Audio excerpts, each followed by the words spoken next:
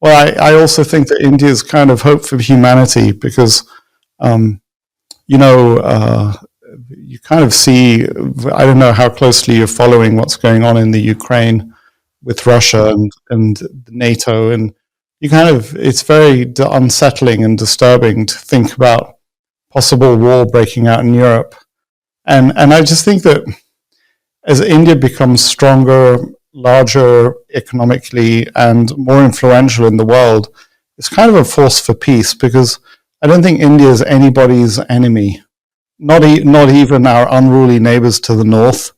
India's had enough invasions of, whether it was the British or the Muslims or various other kind of different kinds of people.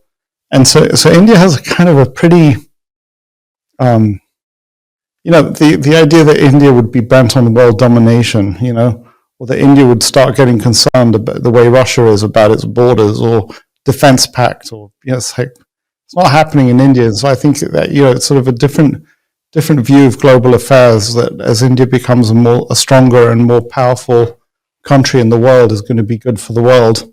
So I'm not going to start saying it's the world's last great hope or anything like that, but I think India doesn't aspire to power on the global stage the way the United States has and does, and the way you kind of feel like China might do, we don't know, and the way Russia definitely does, except that they don't have much resources, they don't have that much to go with, but yeah, it's going to be interesting to see. It's one of the best times in life to be Indian, actually.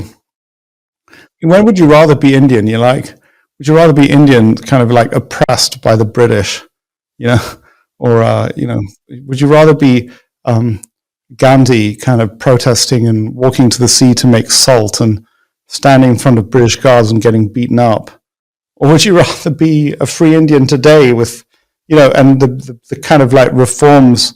I guess it was under Manmohan Singh, and you have a kind of an exciting and interesting future, a dynamic future. Things are happening. Country's progressing, and yeah, so it's a pretty great generation to be born Indian, actually, if you stop and think about it.